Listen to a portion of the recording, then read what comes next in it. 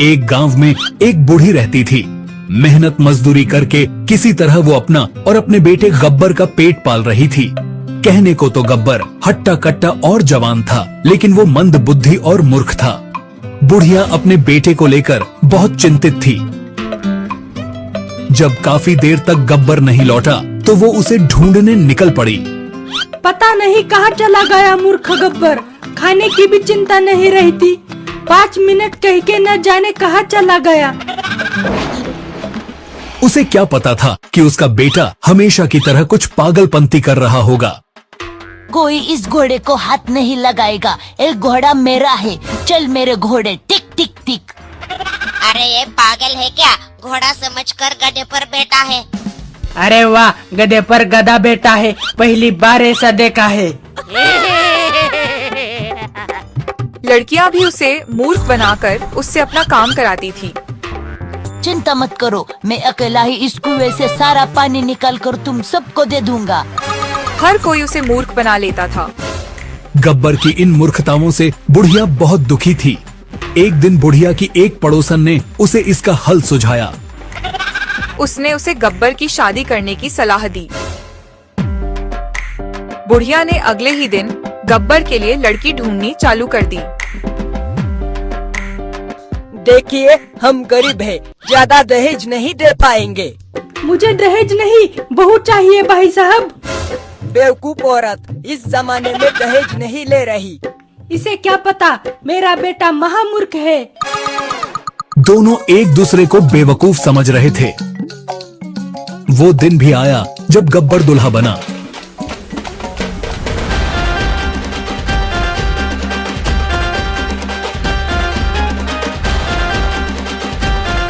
अब ये घोड़ा मेरा है, मैं इसे वापस नहीं करूंगा। खबरदार अगर किसी ने इसे हाथ लगाया तो। गब्बर की मूर्खताएं शादी में भी कायम थीं। पता नहीं उसे क्या सूझा और वो अचानक शादी से भाग गया। फिर बड़ी मुश्किल से सबने गब्बर को पकड़कर वापस लाया। जंगल का शेर हूँ मैं, धोखे से पकड़ लिया, वरना हाथ नहीं आने वाला था। फिर बड़ी सावधानी से गब्बर की शादी कराई गई। किसी तरह सब निपटा के गब्बर अपने गांव पहुंचा। बुढ़िया की भी किस्मत खुल गई, उसका काम हल्का हो गया। कुछ दिन बाद गब्बर की पत्नी अपने माता पिता से मिलने मायके चली गई।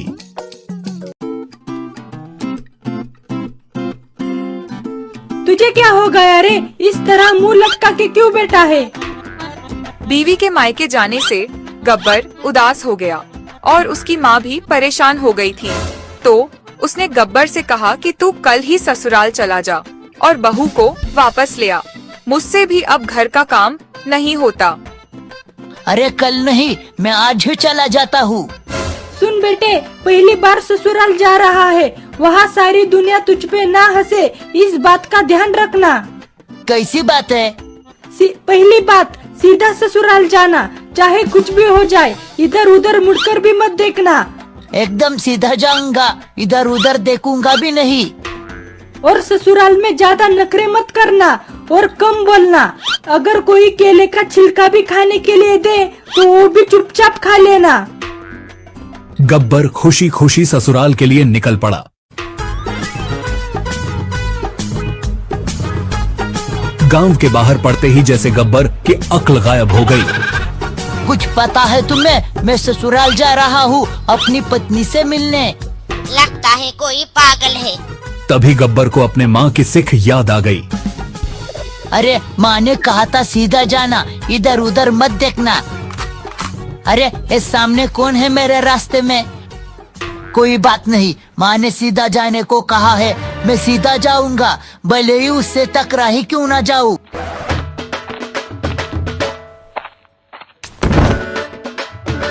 अंधा है क्या? देखकर नहीं चल सकता। मैं सीधा जाऊंगा, तू हट यहाँ से। मुझसे जबान लड़ाएगा? ये ले। कितना ही क्यों ना मार लो, मैं सीधा ही जाऊंगा। अरे ये तो अजीब बेवकूफ है।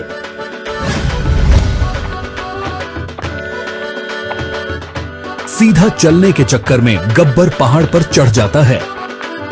इस पहाड़ को चीर दूंगा, लेकिन सीधा चलूंगा। फिर सीधे चलते चलते उसके रास्ते में एक नदी आ गई और वो पागल नदी में चला जाता है।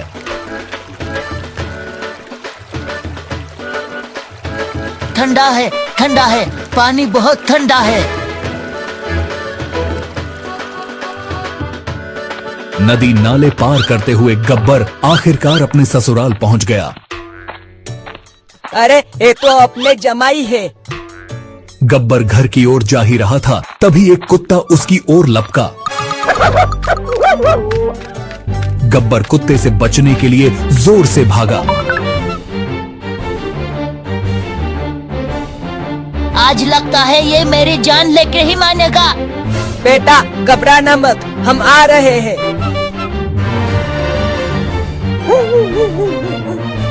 गब्बर कुत्ते से बचने के लिए भाग रहा था, तभी दो लोग गब्बर को बचाने के लिए दौड़े और कुत्ते को भगाया।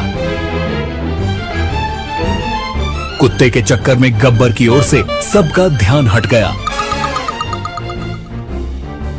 अरे वो लड़का कहाँ चला गया? मैंने उसे इसी पेड़ के नीचे देखा था। जान बची, जान बची, भगवान का लाख लाख शुक्र है। अरे वो रहा छोरा, पेड़ की सबसे ऊंची डाल पर। कमाल है, सीधा पेड़ पर चढ़ गया।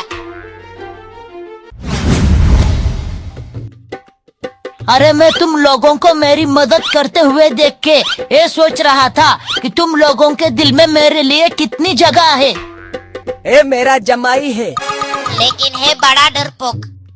तुम लोग गलत समझ रहे हो। मैं कुत्ते से डरा नहीं था, डरने का नाटक कर रहा था। मैं तुम सबकी परीक्षा ले रहा था। क्या परीक्षा?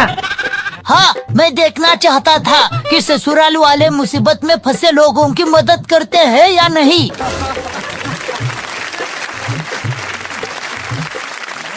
कितना बहादुर है मेरा दामाद। मैं तो बेकार में ही इसे पागल समझ रहा था। और फिर गब्बर बड़े अकड़ते हुए अपने ससुराल पहुंचा।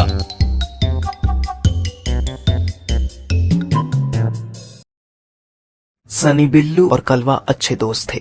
वो तीनों आज ग्रैनी के घर में घुसने वाले हैं, लेकिन उन तीनों को पता नहीं था कि ग्रैनी एक साइको है और उसे अनजाने लोगों का अपने घर में आना बिल्कुल पसंद नहीं है। ये घर कितना डरावना है। अरे कलवा, तू डर मत। मैंने एक हॉलीवुड की मूवी में देखा है, अगर हम इनके आंखों में प्यार से देखते हैं तो ये हमारी गुलाम बन जाती है। बिल्लू और कलवा सनी की बातों पर विश्वास रखकर घर के अंदर घुस जाते हैं। तीनों धीरे धीरे घर के अंदर चल रहे थे। बाप रे, एक घर है या कुछ और? सनी बिना डरे आगे बढ़ रहा होता है। उसे लगता है ग्रैनी आएगी तो मैं उसकी आंखों में प्यार से देखूंगा और वो पिघल जाएगी। सनी को लगता है कि ये चीजें नकली हैं। ग्रैनी ने उन्हें डराने के लिए की है। नकली है, सब नकली। डरो मत, ग्रैनी वैनी कुछ नहीं है यहाँ। पर तभी वहाँ ग्रैनी आ जाती है। वो धीरे धीरे सनी की ओर बढ़ रही थी, पर सनी को इसका पता नहीं था। राम राम पीछे पीछे पीछे पीछे पीछे पीछे पीछे पीछे देख, पीछे देख। क्या हुआ? ऐसे क्यों डर रहे हो जैसे ग्रैनी आ गई? अब ये मत कहना कि ग्रैनी मेरे पीछे खड़ी है। पीछे देखो। सनी जैसे ही ग्रैनी को देखता है तो वो डर जाता है। तभी कलवा उसे ग्रैनी की आंखों में प्यार से देखने को कहता है। आंखों में देखो उसके, वो भी प्यार से। हाँ, आंखों में देख उसके और उसे अपना गुलाम बना। सनी आंखों में देखने की पागलपंती करने को तैयार हो जाता है। अब मैं इसकी आंखों में प्यार से देखूंगा। सनी ग्रैनी की आंखों में जैसे ही देखता है तो ग्रैनी गुस्सा हो जाती है और उसके सिर पर 3 डंडे मारती है। बिल्लू और कलवा घर में छुपने के लिए इधर उधर भाग जाते हैं, लेकिन सनी को ग्रैनी पकड़ लेती है। एक घर का दरवाजा कैसे बंद हो गया? बिल्लू और कलवा भी भागते भागते बिछड़ जाते हैं। बिल्लू और कलवा डर के वहाँ से भाग जाते हैं। वो दोनों ग्रैनी से बच गए, लेकिन उन्हें पता नहीं था कि यह घर एक भूल भुलैया है। Where are you? Do you want to play hide and seek? I see you. Ram Ram Ram Ram Ram Ram Ram Ram Ram Ram Ram Ram Ram. अरे ये तो ग्रैनी की आवाज है, लगता है वो यही कहीं आसपास है। ऐसा करता हूँ, इस पलंग के नीचे छुप जाता हूँ। कलवा बड़े ही होशियारी के साथ पलंग के नीचे छुप जाता है। जब ग्रैनी आती है तो उसे कलवा कहीं नहीं दिखाई देता। वो कलवा को उस कमरे में हर जगह ढूंढती है, पर उसे कलवा कहीं नहीं दिखता तो वहां से चली जाती है। जैसे ही ग्रैनी चली जाती है तो बिल्लू कलवा के पास चला आता है। कलवा, तू कहाँ है? मैंने तेरी आवाज सुनी थी इस कमरे से। मैं यहाँ हूँ। कलवा, हमें सनी को बचाना होगा। हाँ हाँ, जरूर बचाएंगे, पर ग्रैनी ने उसे कहाँ छुपाया है? मैंने ग्रैनी को ऊपर के कमरे से नीचे आते हुए देखा था। लगता है ऊपर भी कमरे हैं। सनी जरूर वहाँ होगा। हाँ ठीक है, चलो, लेकिन मैं तुम्हारे पीछे पीछे आऊंगा, तुम आगे चलना। क्या यार? जब हम इस घर के बाहर निकलेंगे तब मैं तुम्हारा यार हूँ, समझे बिल्लू? ठीक है, चलो अब।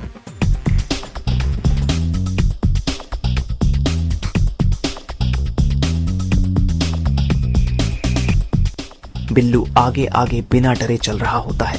बिल्लू की बहादुरी देख कलवा को भी जोश आ जाता है और वो बिल्लू के आगे चलने लगता है।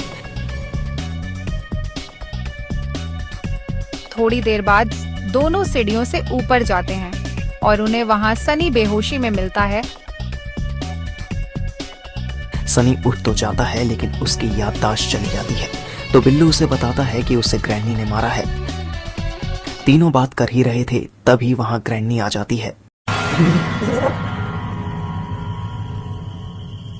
ग्रैनी को देखकर तीनों डर जाते हैं। तभी बिल्लू सबको बेहोश होने का नाटक करने को कहता है।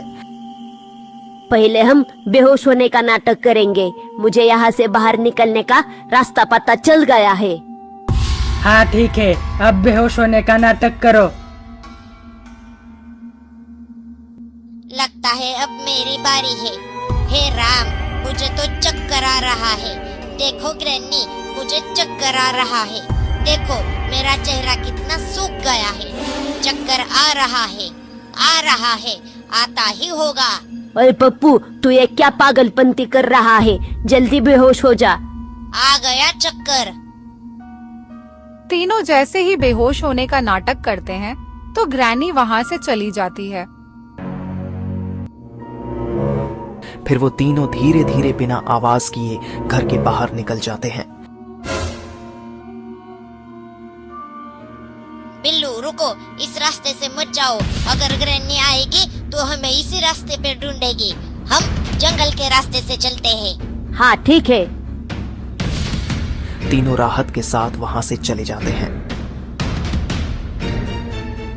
सब धीरे धीरे जंगल में चल रहे थे, तभी उन्हें ग्रैनी की आवाज सुनाई देती है। I see you. Where are you? ये तो ग्रैनी की आवाज है। जल्दी करो, इस पेड़ पर चढ़ जाओ। हम पेड़ पर छुप जाते हैं। तीनों पेड़ पर चढ़कर वहां छुप जाते हैं। तभी वहां ग्रैनी आ जाती है। वैसे ग्रैनी को कैसे पता चला हम यहाँ हैं? हाँ यार, पता नहीं कैसे पता चला। मैंने तो वहाँ बड़े अक्षरों में कागज पर लिखा भी था कि हम जंगल में नहीं जा रहे हैं। क्या कहा? ठीक से बता, क्या किया तूने? असल में जब हम सब घर के बाहर निकले तो मैंने दरवाजे के सामने एक बड़े कागज पर लिख दिया कि ग्रैनी, हमें जंगल में खोजने मत आना। हम जंगल के रास्ते नहीं गए हैं। सही किया ना मैंने? तेरी वजह से ग्रैनी को हमारा पता चल गया। सनी, मार इसे। तीनों के झगड़े की वजह से कलवा नीचे गिर जाता है।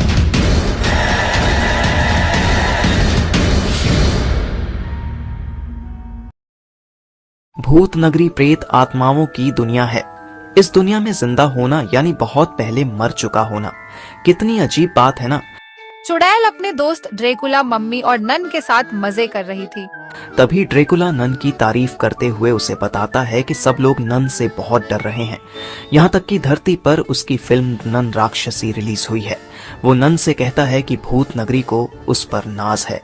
नन भी अपनी वाहवाही करते हुए कहती है कि वो भूत नगरी का नाम रोशन करने के लिए और मेहनत करेगी। इस बात का फायदा उठाते हुए सब चुड़ैल को चिढ़ाने का मौका ढूंढते हैं। चुड़ैल, तुम्हें नन से कुछ सीखना चाहिए। आजकल तुमसे कोई नहीं डरता। ये झूठ है, आज भी बहुत सारे लोग मुझसे डरते हैं।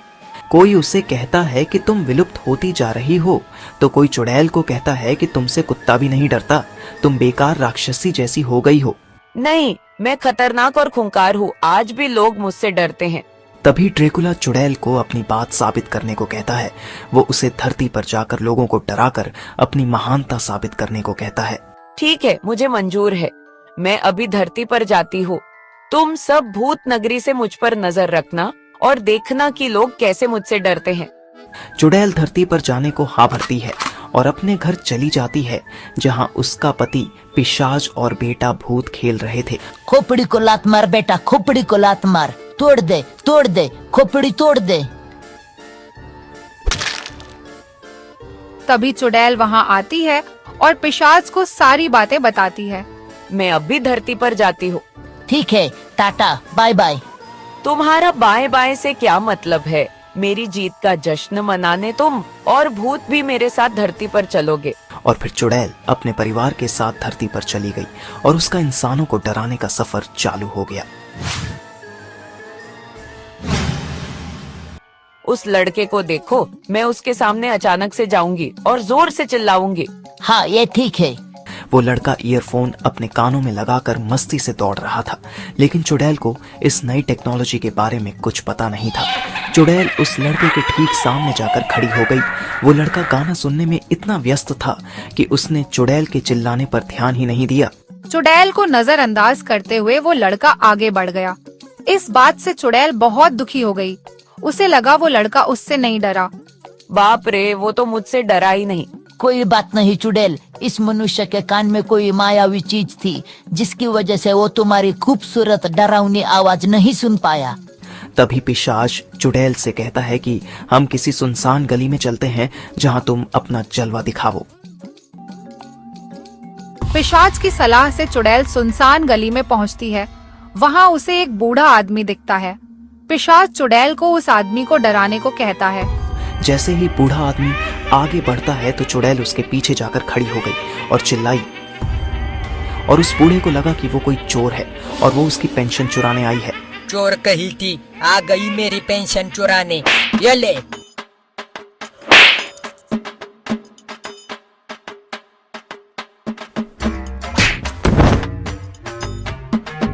पिशाच उसे अपने पुराने दिनों की याद दिलाता है और चुड़ैल फिर से जोश में आ जाती है। तभी उन्हें वहाँ 3 लड़के दिखते हैं, कलवा, बिल्लू और शास्त्री। बिल्लू चुड़ैल से डर जाता है। तभी कलवा उसे कहता है कि वो कोई चुड़ैल नहीं, लड़का है जो हमारे साथ प्रैंक कर रहा है। यही कहीं कैमरा होगा, हमारे साथ ये लोग मजाक कर रहे हैं। क्या सच में? हाँ, मैं सच कह रहा हूँ। चलो हम उसे पीटते हैं। युवा पीढ़ी बिगड़नी नहीं चाहिए। शायद इन्हें सुधारने की जिम्मेदारी हम पे ही है। तीनों धीरे धीरे चुड़ैल की ओर बढ़ते हैं और अचानक उसे मारने लगते हैं। चुड़ैल का पति पिशाच ये सब देखकर डर जाता है और भूत के साथ वहां से भाग जाता है।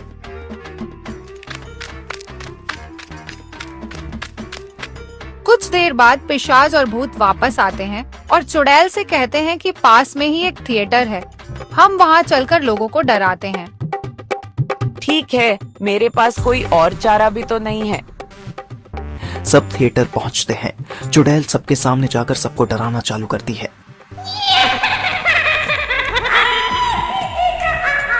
इस बार लोग चुड़ैल से डरते हैं और चुड़ैल इस बात से बहुत खुश हो जाती है।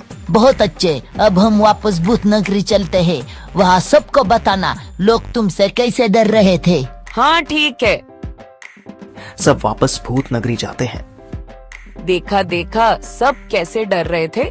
ड्रैकुला तभी चुड़ैल से कहता है कि लोग तुमसे नहीं डर रहे थे। असल में जब तुम सबको डरा रही थी तब वहाँ नन की फिल्म चल रही थी और लोग उस फिल्म में नन को देखकर डर रहे थे। सबकी बातें सुनकर चुड़ैल दुखी हो जाती है। वो घर जाकर पिशाच को सब बताती है।